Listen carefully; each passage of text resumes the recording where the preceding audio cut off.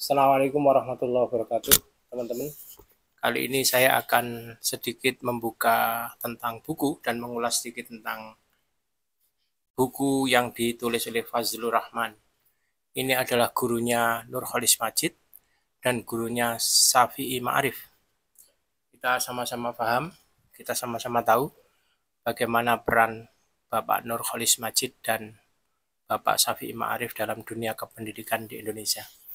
Dalam buku Islam yang ditulis oleh Fazlur Rahman ini cukup bisa mewakili kalau kita mau belajar Islam dengan cara yang singkat. Ini istilahnya seperti membuka pintu. Ini adalah pintu-pintu untuk belajar Islam. Yang pertama, bab pertama ini tentang Kanjeng Nabi Muhammad. Memang ini tidak bicara tentang sirah nabawi, tapi ini bicara tentang Kanjeng Nabi Muhammad, di mana Muhammad menerima wahyu, perjuangannya, strategi bagaimana mengembangkan Islam, dan bagaimana hubungan orang-orang Islam, dalam hal ini Kanjeng Nabi Muhammad, dengan orang-orang Yahudi dan Nasrani. Ini sejarah singkat bagaimana Nabi mulai berjuang dan mengembangkan agama Islam sampai pada bagaimana hubungan dengan orang-orang Yahudi dan orang-orang Nasrani yang pada saat itu memang banyak ada di Madinah.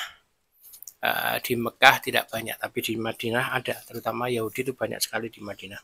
Kemudian yang bab kedua bicara tentang Al-Quran. Nah, Al-Quran ini apakah itu Al-Quran? Apakah ajaran Al-Quran? Bagaimana legislasi Al-Quran dan bagaimana tafsir Al-Quran? Ini ada di bab kedua. Yang ketiga, asal-usul dan perkembangan tradisi.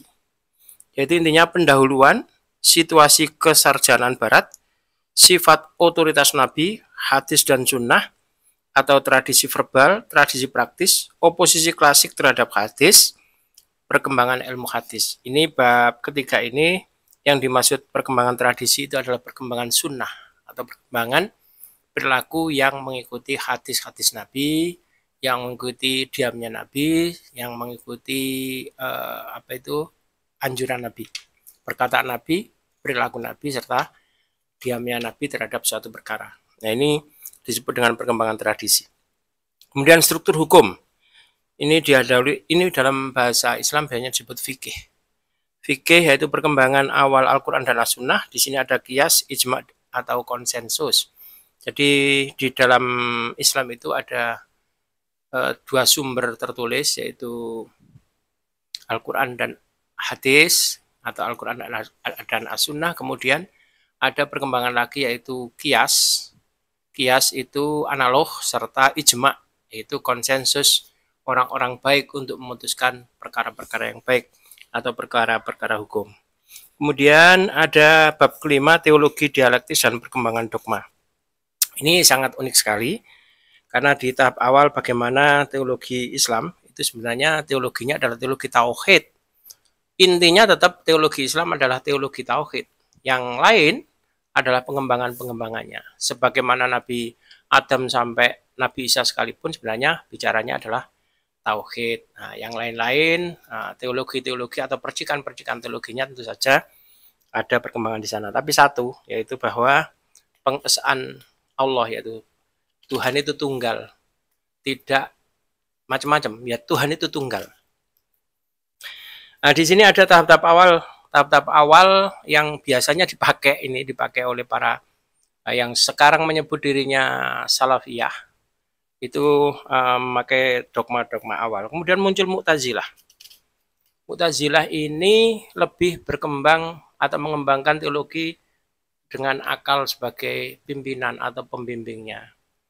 Kalau tidak masuk akal, ya dipinggirkan. Kalau masuk akal, ya dipakai sebagai dogma-dogma yang harus sesuai dengan akal. Kemudian ada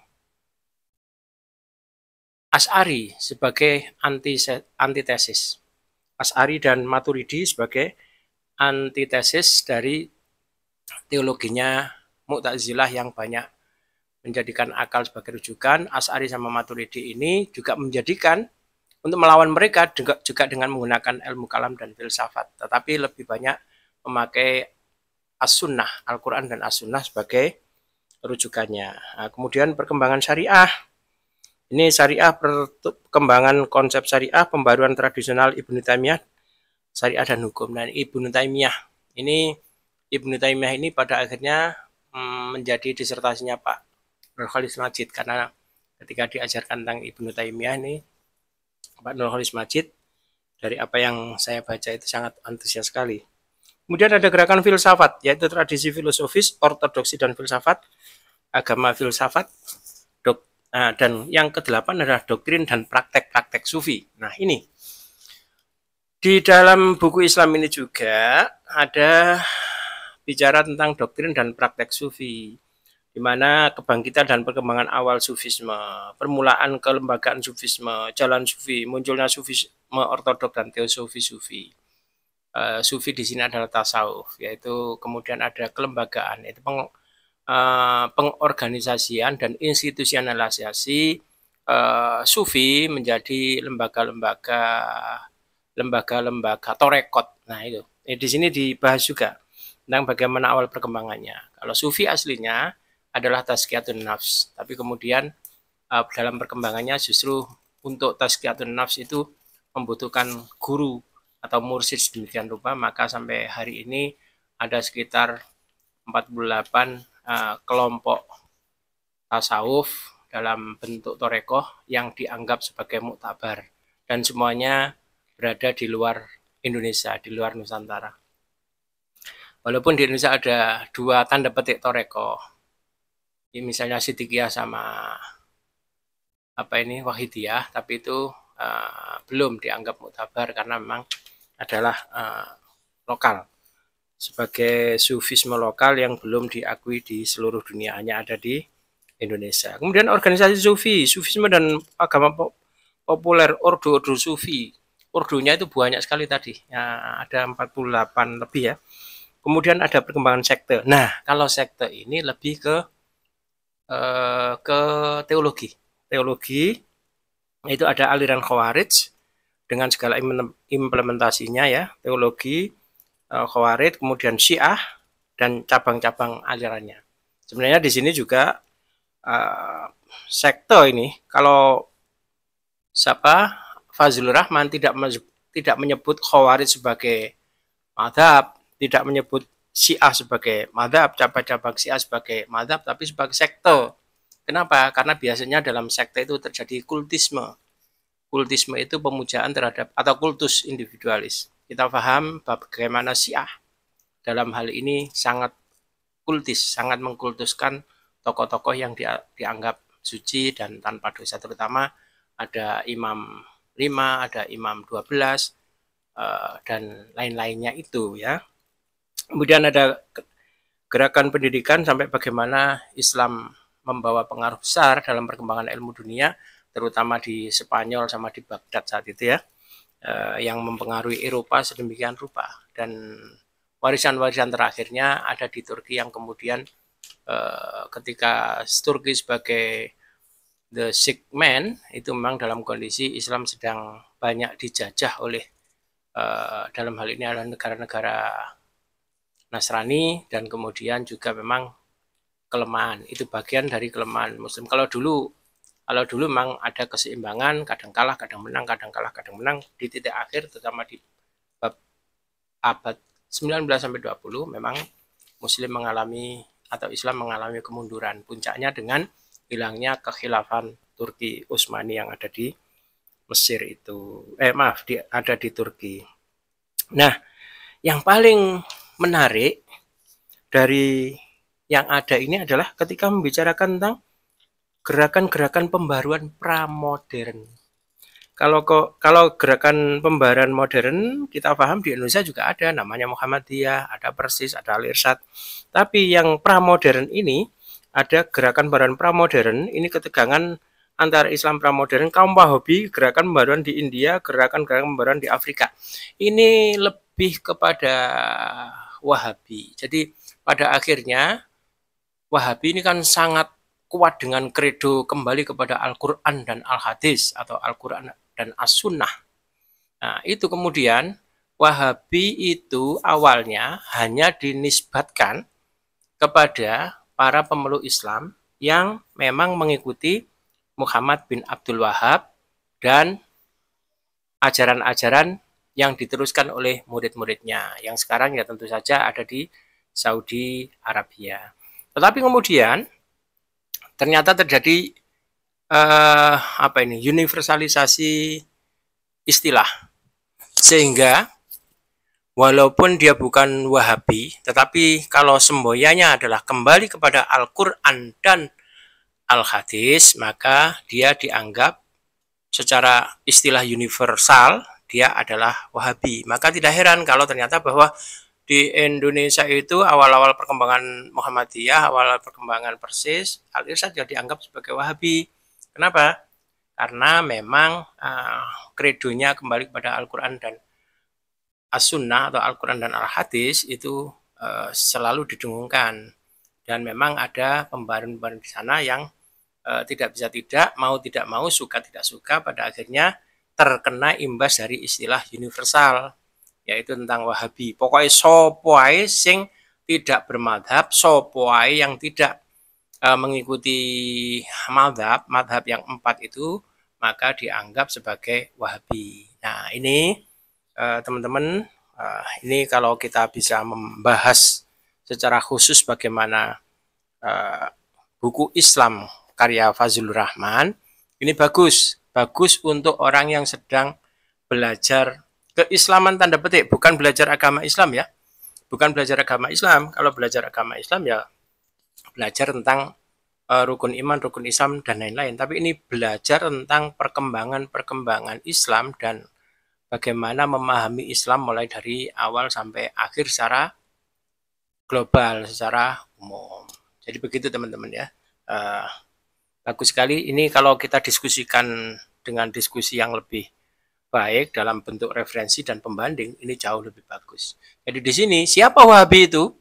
Wahabi itu bukan sekedar orang-orang yang mengikuti ajaran Muhammad bin Abdul Wahab, tapi istilah Wahabi itu menjadi berkembang pada semua orang yang mengikuti Al-Quran dan As-Sunnah, itu dianggap sebagai Wahabi. Ini ada di halaman, bentar.